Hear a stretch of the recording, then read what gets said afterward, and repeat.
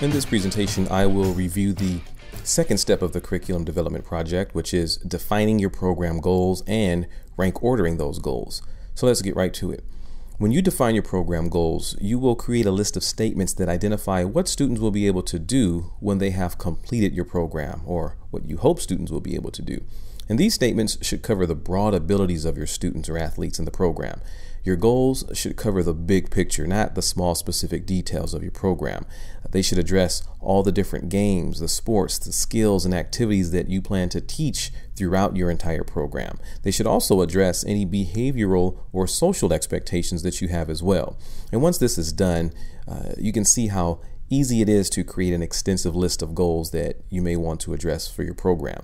And all these goal statements that you're developing are for your entire program, not just for one component of it. So you can begin and brainstorm by creating a list of ideas and topics. One way to do this is to think about all the things that you want your students to do. Another way to do this is to write down all the different learning domains that you should address in your program. Of course, you should address all three, which are psychomotor, cognitive, and affective. Then begin to list all the things you want your students to be able to do within each one of those domains. So for example, within our psychomotor domain, we can list things such as catching, throwing, passing, dribbling, jumping rope, manipulating a hockey stick. If it's a physical skill, we can list it here. For the cognitive domain, we may say something like learn strategy, demonstrate concepts of offensive and defensive skills, demonstrate understanding of rules, explain how the cardiovascular system works. If it's something that we want our students and athletes to know cognitively, we should list it here. Then for the affective domain, we may say something like appreciate physical fitness, develop social skills, problem solve, learn conflict resolution, among many other things that we can think of. And as we complete this process, we'll have a list of topics or areas that we can work with. We can then begin to edit this list and select the topics that we like to use to create goal statements. So to make your goals student focus, they should all begin with the phrase all students will be able to. So be sure that you always start your goals off that way. Now, let's develop a goal statement from the list of things we created from our psychomotor domain. And since we're addressing physical skills, one of our goals can say all students will be able to catch and throw a variety of manipulatives with proper form and accuracy. Now, this is a nice, broad and general statement that we can use for one of our program goals. Of course, now you can't use this in your curriculum because I just stated it. And if you do so, I can cite you for plagiarizing. We can do the same thing for our other two, our cognitive and our affective list as well. So from our cognitive domain list, we can develop a goal to say all students will be able to identify the muscles of the body used in push-ups, or explain how the human heart works.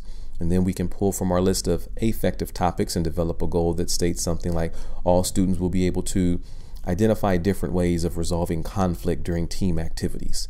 And this is just one example of how you can develop goal statements that address all the things you want your students to be able to do at the end of your program. And you will develop 10 program goals.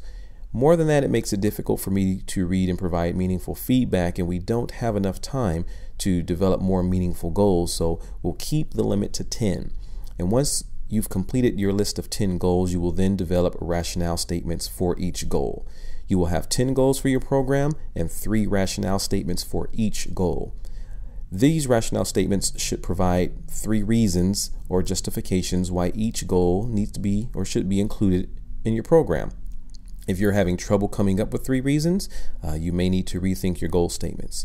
So let's look at an example of one of the goals we just created. Goal number 1, catch and throw a variety of manipulatives with proper form and accuracy.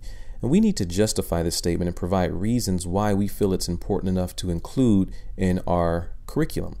And so our rationale statements would say something like this. Rationale number 1, because catching and throwing are basic skills that transfer to a lot of other activities. And so students who are able to develop these skills can transfer those skills. If it's baseball, they can transfer it to basketball. They can transfer it to other skills as well.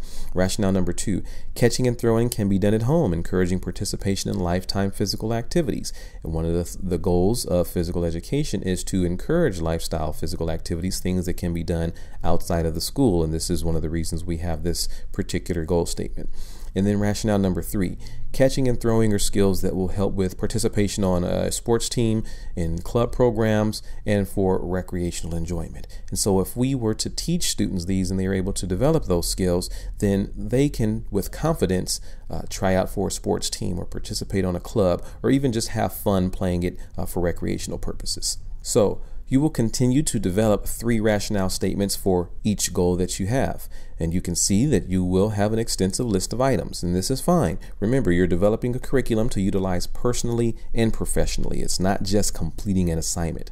And in the textbook, there's a worksheet that can help you develop your program goals and rationales as well. If you're having trouble, feel free to use this worksheet for guidance. And then the next part of this is rank ordering your program goals. And there's also a worksheet in the textbook to help you and your group rank order the program goals that you've developed in order of importance. Now, this is a collaborative group effort. Each group member should rank the goals separately and then bring their ranking to the group and compare.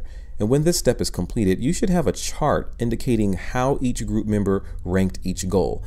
Also include the average rank and then the final ranking of all the goals. And there are a couple of examples in the textbook that you can use to help guide you in this process, and those are helpful, so be sure that you take a look at those. And the text does a good job of explaining this overall process, so I won't go into detail in this presentation on how to rank your goals, but once this is done, you will have a list of goals and rationales in a specific order that has been agreed upon by all the group members. So your final step 2 will include your goals with your 3 rationale statements per goal and the rank ordering chart as well. And that'll do it for this presentation. Remember to read all of the assignment guidelines, listen to any podcast completely before finishing and posting your assignments, and ask questions as questions arise. Take care, and we'll see you online.